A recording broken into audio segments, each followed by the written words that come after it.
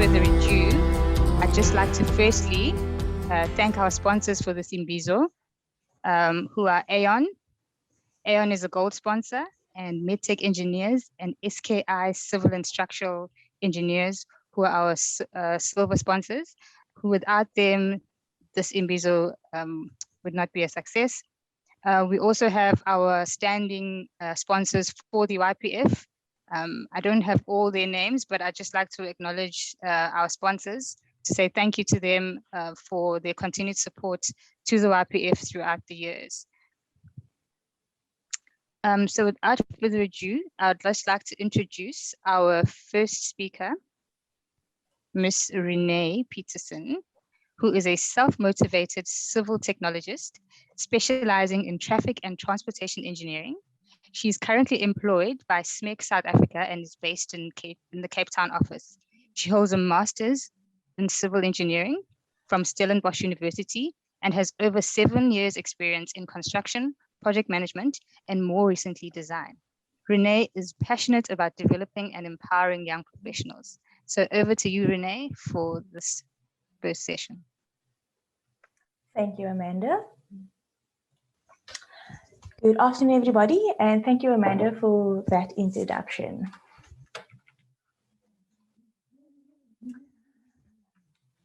Firstly, I want to thank our immediate past chair, Yanko Banda, for doing such an amazing job. Her leadership, dedication, and friendship was seen and felt throughout her time as chair. I wish to extend the same sentiment in the next 2 years. I would like to wish her success on her future activities, as I know this is only the beginning as she continues to affect change in all that she does. Into the future we go, but first, looking back. I started my career in Gauteng after graduating in 2013, and it was only when I moved back to Cape Town in 2016 when I became involved in YPF.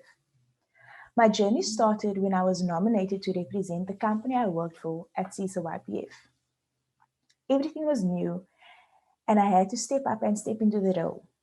Over the next 2 years, I became more involved in YPF, where I was exposed to networking young professionals from other companies and just really learning more about the industry. In 2018, I was nominated and elected as the Western Cape Vice Chairperson, again a new role. Yes, I had been part of YPF, assisting to arrange events and attending meetings, but stepping into the new role was very scary. The following year, I became the chair for the Western Cape YPF. In 2019, I raised my hand to be considered for National Vice Chair as CISA was getting ready to elect a new VC. I was voted in at the AGM in 2019 and became the National VC and served alongside Yanko, who filled the role as National Chair. Today, as I step into the role of CISA YPF National Chairperson, I am honored. Where to from here? In this past 2 years, things have changed significantly. We were all required to step into a virtual world as we knew as it suddenly changed. I think that we have adjusted quite well to this new normal with virtual gatherings, seeing our loved ones via video call, online meetings, and not forgetting working from home. Then I thought, why not incorporate this into our YPF game plan? Life continues and evolves, and so should we. We humans are resilient. We can learn to thrive in our new normal if we have the mindset and the resources we need to adapt. And that was so relevant to what we are experiencing right now. Therefore, looking forward, we could incorporate this mindset shift. Using the foundations already built, we will carry on the sentiment of being the change that we want to see happen, but also creating a platform where we can transition into a hybrid YPF. For as long as I can remember, each province has arranged their own events, and we only meet twice a year in person, which was at the YPImbizo and the Indaba. With the virtual push, I've seen that 9 provinces can flow into one another rather than enjoying activities and events on their own. By combining the two elements of in-person and virtual events, we can embrace the new normal and have a much further reach than what we're experiencing right now. Events will be more accessible, and you could access the events from home or from work across the country. Creating a hybrid platform, smaller branches will have the opportunity to reach more people across the country and even have the opportunity to latch on or collaborate with more active branches to gain some momentum. With the aftermath of COVID, we may find that branches need a kickstart. And what better way to do that than together? Some of the other resolutions that I would like to focus on over the next couple of years include the initiative that was started in 2019, where we invited third and fourth year students to attend some of our events. We had the idea for a while to allow students getting ready to enter industry to participate in our YPImbizo to provide some exposure for what they can expect. By having a hybrid approach, we can reach more than just one or two students who were invited to our past events. We could also present our events to universities countrywide. Secondly, we would like to focus on closing the skills gap in the workplace. We know that there was an age gap, but but while, while addressing the skills gap, we can affect change. Although this is one of the objectives that YPF strives for, we want to increase the awareness and drive for this change. We strive to empower YPs with various tools to bridge this gap. Lastly, we would like to influence the engineering environment. The drive behind this is to influence an easy environment to practice engineering. COVID has made it difficult for us to do this, but even before then, we experienced stumbling blocks. Engineering now comprises mostly of finance, tendering, and business planning. And yes, while these are important factors, let us not forget that we are engineers. We would like to influence change by strengthening the link between infrastructure and engineering. That was a brief overview of what we would like to aim to achieve over the next couple of years. Now I'd like to share some food for thought. Many times we are asked, are great leaders born, or can you become a great leader? As I'm stepping into this leadership role, I thought it would be nice to have a look at qualities of a leader. As a young professional, looking back at the mentors I have had along the way, I compiled a list of qualities that makes a great leader. Some of them presented themselves in a certain way, some of them had a unique skill set, many had years of experience or long services at certain companies, some of them had the highest qualification in the room, others were introverted and extroverted, and each of them had a unique leadership style. And yes, these are qualities of good leaders, but are they the only qualities? As we move forward and embrace new methods, new trends, and new technologies, our leadership should move with these trends. Change is inevitable and needs to be embraced. By being more fluid in the workplace, the way information is presented, and just generally executing tasks. I think that having the qualities listed on the previous slide are important, but as a future leader, we should also strive to inspire the people we lead by example, explore different ideas received, improve and innovate as new trends come into being, help your team grow and grow with your team, care about people and about what is being done and how it is being done, and continue to develop the people around you. Maybe you think that you can't step up because you don't fit the typical leadership profile or you don't have leadership qualities. But today I want to encourage you to step out of your comfort zone and join in. Something about me that many people don't know is that I was an introvert.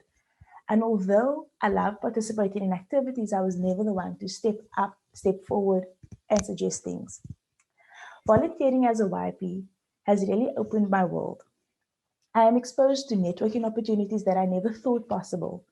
I gained confidence to walk up to people I didn't know and start conversations and even speak to decision makers of various consulting firms. Sometimes I even find myself calling YPs that are experienced in various avenues for advice on certain projects. So, in conclusion, being part of this organization has pushed me to and contributed to my growth, both personally and professionally. And I have no doubt that you can be next. Thank you.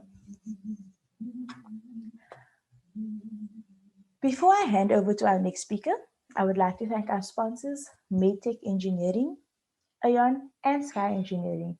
And I would like to thank all of you for taking the time out to listen and attend our 9th CISA YPImbizo.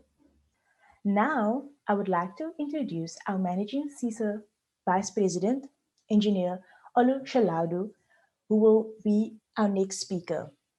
Without giving away too much information, I would like to take the opportunity to introduce him. Engineer Shalaudu holds a master's degree in industrial engineering and a BSc honors degree with second class upper in mechanical engineering. He is a professional engineer and professional construction project manager with 30 years of experience in the profession. Olu is passionate about his relationship with God and started AOS Consulting in 2008. In 2009, the company won an award as the Young Company of the Year from CISA Aon Awards and various international awards. Today, we have the privilege of listening to Olu talk to us about leadership and management using his life story to give us some insight. Engineer Shalaudu, the floor is yours. Good afternoon. Thank you, Renee. Really appreciate that. And thank you for the invite by YPF and for Mr. Godfrey asking me to come online. I'm going to share my screen now, and I'm going to start from there. So we're talking about management and leadership, and the top team that I've put together is servant leadership. Every single one of us, we started from somewhere, and we are going somewhere. And it's always quite important and relevant for us to understand where am I, what am I doing, and where am I going, and how can I be able to lift others up. Let's just start. Some words of wisdom that I've learned over the years. The first one is actually Joel 2:28 in the good book that I read regularly. And it says that it shall come to pass afterward that I will pour out my spirit upon all flesh. Your old men shall dream dreams, but your young men and young women shall see visions. The next one is that where there is no vision, the people perish. And the last one I will shall be wise, but a companion of fools shall be destroyed. As a professional, vision is critical for success, and the company you keep can either lift you up or I would like you to fill in the gap. If you listen to what Renee stated, she was an introvert, but partnering with YPF, she's changed, and now she's the leader of YPF. She has to know what she needs to do. And I like the way she's taking us from our presentation in terms of what the future holds for YPF. So you discover that she actually highlighted what her vision will be in order for YPF to move forward. So for every one of us, individually and collectively, we need to be a people that has a vision for something. And we need to actually visualize what we want to achieve, where we want to go to, and how we need to get there. And by so doing, we need to partner with the people that will be able to lift us up and make a difference in our lives. And you also must be a person that wants to make a difference in the lives of others as well. So the question I want to ask you for everyone online is that what is your vision? Have you ever paused to think about it? What do you want to achieve in the next 2 years, in the next 4 years, in the next 5 years? And where are you going? Because at the end of the day, when you have no vision, you go nowhere. And when you have a vision and you begin to monitor your life according to the vision, you are going somewhere. And I want to encourage you, if peradventure you don't have a vision yet, or you are actually doing things just like because you see people are doing it, I need you to pause and begin to think, where am I going? What do I need to do? And how am I going to do what I need to do? A people without a vision, a person without a vision goes nowhere. This is just a picture of when I went to NASA for a conference in the US. And when I went there, I realized that, look, there is a lot of possibilities that the human being can actually dream of. And when you dream of these possibilities, you can see them come to pass. And I want to encourage you and share with you that as you begin to visualize where you are going and you begin to depend upon the Creator to help you, you will begin to see that you go forward in strength and in glory. Now, table of content, why engineering? I'll just tell you about the history. Why engineering and why am I here at the moment? A brief history of my matric class. When I was getting to my matric class, I used to have a very good friend of mine, and we decided to be gymming together or playing together, studying together and everything. And when it was time for the entrance into the varsity, I actually asked my friend, what course do you want to go study in the university, and which university did you select and all that? He told me he wanted to go and study mechanical engineering. So in my own form, I just put mechanical engineering my first choice. The second thing, I asked him, what was your second choice? He said computer engineering. Then the next thing I put computer engineering. Which university? University of Lagos, which was in Nigeria. And that was what I did actually. So I didn't know that I was actually supposed to be an engineer. Because I was working with a friend that had a vision to become an engineer, I ended up going to study engineering from that point of view. And lo and behold, when we did the common entrance exam to the varsity, I passed to study mechanical engineering. My friend did not make it that year. He only made it 3 years later, and he went to study civil engineering. So I want you to realize that the people that you work with, the team that you partner with, will go a long way to determine how far you go. The two pictures that you see here is actually a project that we did as a firm in Rwanda, Kigali. The outside is what you see. The inside is a courtyard, is a hotel and conference facility. And engineering has brought us to the fore to be able to make difference in the life of people. Now, why am I in South Africa? I think I want to start from there. Let me just tell you, when I was in varsity, my first time in varsity, I gave my life to the Lord Jesus Christ, and it dictates and directs what I do most of the time. And one time I was standing at home after my graduation, and I was praying. And the next thing I saw was a vision of a man, just like what was recorded in the scripture, about coming to Macedonia to help us. And that was the mandate that brought us into South Africa. And why are we in South Africa? Why am I in South Africa?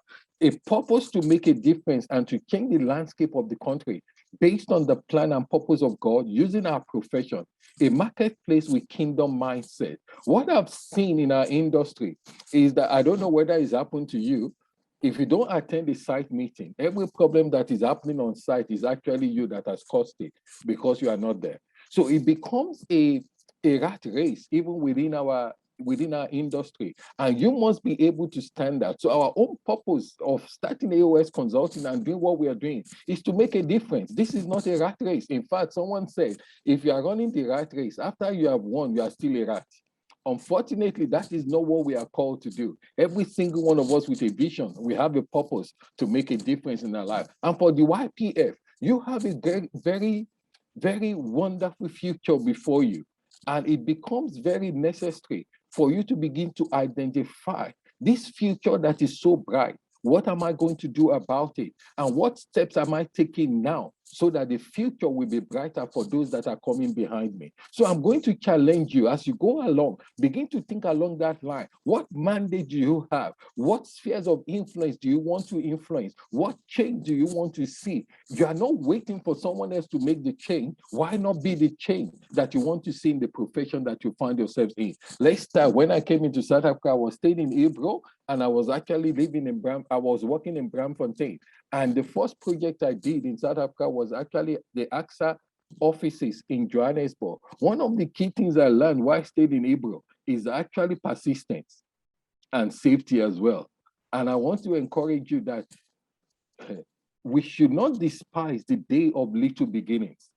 Because you are a YPF today, starting from the bottom of the ladder, does not mean that that is where you are going to end up. Just persist and be doing what you are doing, because I know that the top is always open to everybody. It's just a decision that we need to make to say, I have a vision for the top, and this is what I'm going to do. In 1996 as well, I actually started my registration, professional registration with EXA, and also the membership of SIMEKI. It took 2 years for me to get my registration because I did not do my first degree in South Africa. So in fact, when I started the process, I think I was the first one in my varsity that was actually applying to EXA for registration. So it took them a while to be able to analyze the course content that I did in mechanical engineering. So I became a trailblazer for other members of my school that wanted to register with EXA. So I want to challenge you as well. Because it's not done before does not mean it cannot be done. You can be the first person to start it so that you can open doors for others to be able to follow through. So I want to encourage you. Maybe there are some things that you are looking at the moment and you feel that this is too daunting, I cannot do it. Start it, because you might be the one that is opening doors for others to go through. In 1997, I relocated to Pietermaritzburg. And also in 1997, on the 2nd of August, so this month, it was our 24th wedding anniversary. I got married to my wife as well. And between 1998 and 2000, God blessed us with wonderful daughters. Both of them are studying now in the varsity as well, 1998 and 2000. Then also in Pietermaritzburg, for the next 3 years that we were serving or working in Pietermaritzburg, we started serving in a church community that is based very close to Northdale. And we actually started running a lot of home cell within the Northdale area. And one of the key things we learned at the time, a young family just growing up, the next thing is that when we have a community meeting, we have to go, because we own a car. We have to go. Maybe the meeting will start at 7. We will leave our house about 5 or 5:30 and start going around Northdale, picking up people for the service. And at the end of the service, we go back to drop them. That is how servant leadership actually started from, and how to volunteer. So I want to challenge you. If you feel that you are on top of the world and you are not willing to serve or to be a difference in the lives of people, you're going nowhere. Service starts, leadership starts with being a servant. And when I say a servant, does not mean that you are walking around that I'm a servant, I'm a servant. Leadership is by example. It is not you, it is not saying giving bossing people around, but you taking the element and doing it yourself. By so doing, you will discover that you encourage people to actually come together and work with you. So let's look at the culture. What is this culture? We got registered in 1998 as a professional engineer, and in 2016, we also got registered as an international professional engineer as well with the EXA register. And this is basically to open avenues to be able to do work anywhere, at any time, as well as a professional engineer. Now, let's look at the journey that I wrote here from 2000 to 2008. Relocation to Johannesburg. We started an employment with responsibilities and growth. We did the project management training with UNISA. We got registered as PLCPM. Then we now saw open doors and opportunities. We worked in the church, was promoted to CEO status, and business development started. Now, let me take one of these things one by one. You discover that even before I started and before the registration with X, I already hold my master's. So I would have told myself that, okay, I've arrived. Now I'm professionally registered, that is it. But there is what is called continuous professional development at this time. And what does that mean? It means that you cannot just sit down in what you have been taught or what you have learned, but you need to actually increase your knowledge base so that you can make a difference. And that was why I went to UNISA to do a project management training and eventually got registered as a PLCPM with the SACPCMP. And all these things becomes a culture of service. And I'm going to show you, just listen to the video. I'll play the video and I'll keep quiet. In 2008, Olushuluwade was waiting on God as he's always done. Waiting on God for direction and inspiration. The word he received would change his vision forever. You have dwelt too long on this side of the mountain. See, I have given you this land. Go in and take possession of the land the Lord swore he would give to your fathers and to their descendants after them. And so it was that AOS Consulting Engineers was born. AOS is a professional, solutions-driven firm well-positioned to offer mechanical and electrical engineering services, turnkey project management services, and sustainable green consulting services. Born from a spiritual vision to produce excellence in all they do, AOS has grown in stature and favor over the past decade. It is 10 years later. We've seen the goodness and the hand of the Lord in a wonderful, glorious way. As a company, the light is shining brighter and brighter, and we are going forward knowing that the Lord is in charge. At the very heart of Mr. Sholuwade's vision is a heart for his team. Each team member is specially selected not only for their qualifications in the engineering field, but also for their commitment to excellence and continuous learning. Clearly, the team is like-minded and enjoys working as a unit on each project. My experience with the company has been a life-changing one. First things first, I'd like to say that the company gives you the opportunity to grow spiritually, because we have morning prayer meetings every day. So, you know, before we start with the day, we get the motivation, you know, to sort of, that says to you, you can achieve anything. The truth is, there's never a dull moment at AOS. Over the past few years, there's been the upgrade at the Baragwanath Hospital, the housing complex for the nursing staff at Bonalesedi Hospital, the Doringfontein Switch MTN head office greening project, the Liberty Midlands Mall, Menlyn Mall in Pretoria, and the Early Childhood Development Center project. Very fortunate in being a quite cutting-edge technology company with a very good name out there in the industry. Training opportunities are ample at AOS, and this stands all employees in great stead to deliver their best on a project-for-project basis. Since the time that I've joined, I've experienced in the company that only work of the highest standard and quality will be produced. Indeed, the company has won several local and international awards, including the Young Company of the Year Award in 2009, the BID International Quality Award in 2013, and the Best Mechanical and Electrical Consultancy South Africa Award by Livewire in 2018. At our core, we place people at the center, and we make sure that everything we do has always got the benefit of the client at heart, and we make sure that everything we do sort of satisfies their bottom line at the end of the day.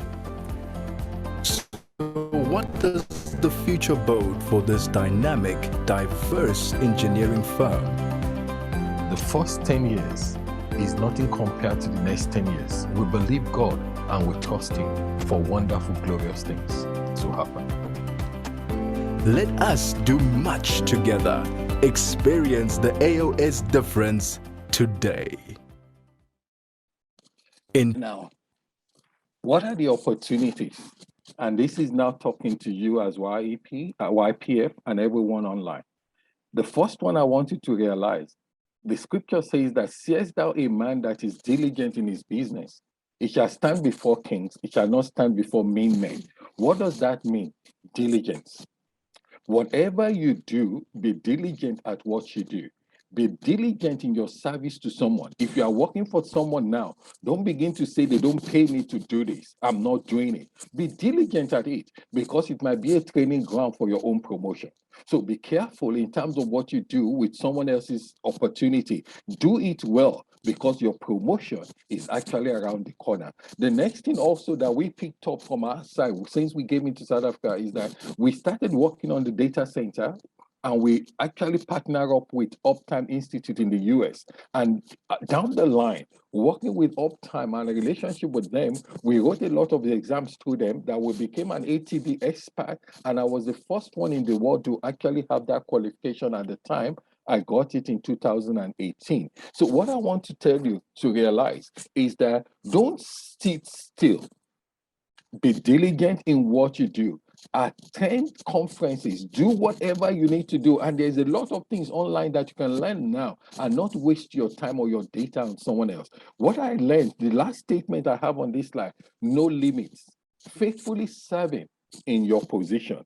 And I want you to realize that when you serve faithfully and diligently, promotion is inevitable. You can see the certification I got from 2010 up to 2018. First ATD professional designation achievement. My experience with Uptime Institute began with a 2010 ATD course in Chicago and led to my becoming the first ATD on the African continent. I'm honored to receive the first professional designation. So I want you to now see, now the next thing, the first thing you want to realize is that you are diligent. The second thing, volunteer. Don't ever think that your volunteering is a waste of time. I want you to see, I started serving on the EXA panel about 2009, helping out. Started serving at SACPCMP, serving at Caesar, serving at ASHRAE, and above all, I'm serving in the church. And what does that mean to us is that when you volunteer, you might think that I don't have time, but we all have 24 hours and we can always make time for what is important for us. And I want you to realize that as you go forward and develop in your profession, have an attitude that I want to volunteer to do something different in my community. Every area you find yourself, don't be the one that they are forcing to do things. Be willing to do it diligently because your promotion is actually coming from there. So the first thing, diligent. The second thing, volunteer.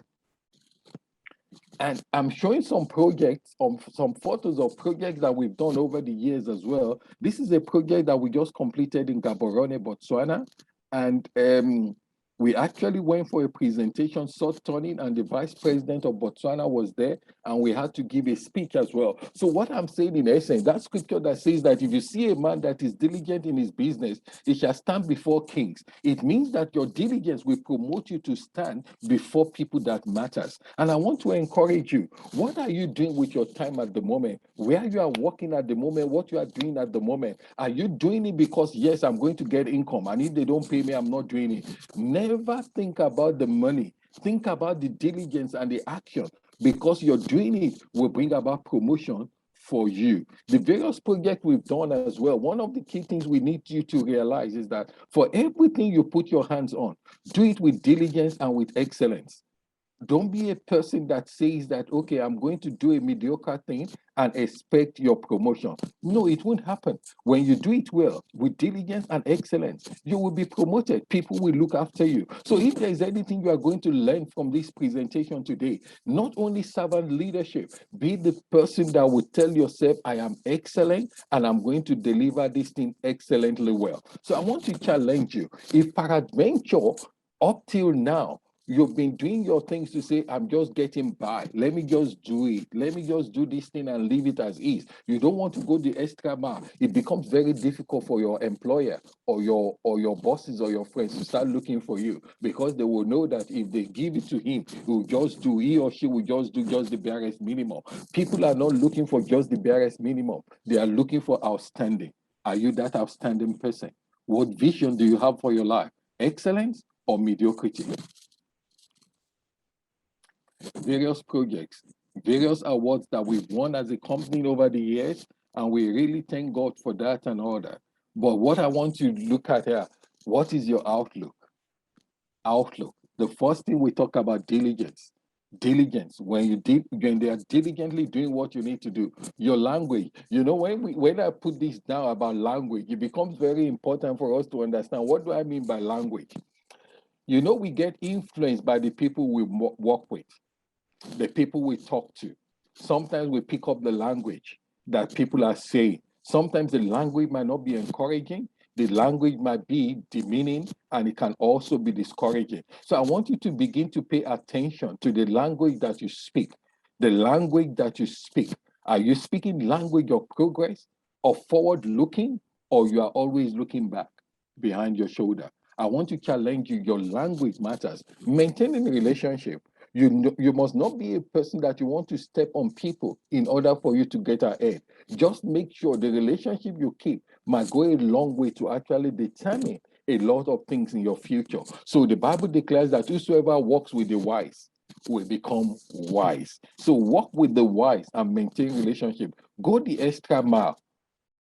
Go the extra mile. You need to stay ahead by continuous development. You need to set up a standard. Let your life become a standard. Ensure that your clients are satisfied and you deliver excellence. You exceed expectations.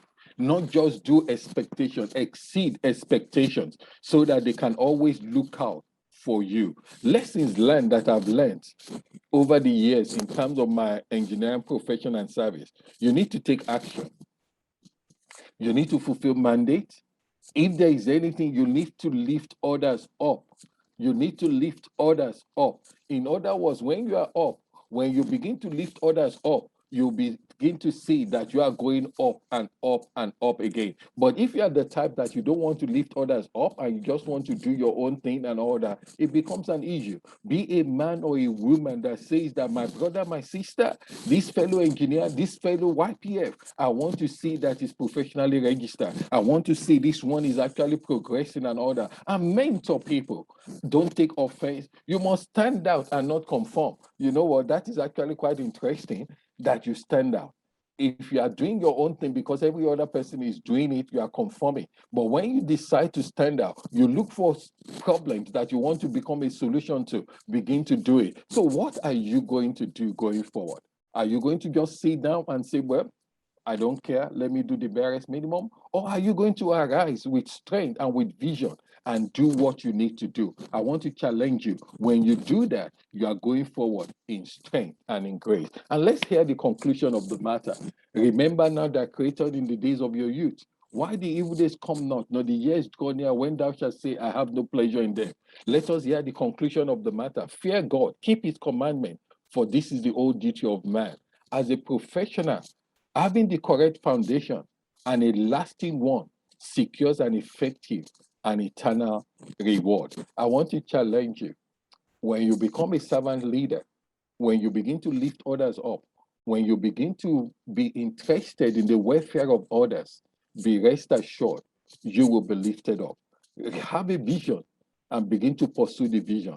And above all, fear God and let him lead you to your desired heaven. Thank you for the opportunity to present. I will stop sharing and I will leave it to you, questions and answers. So Renee, over to you.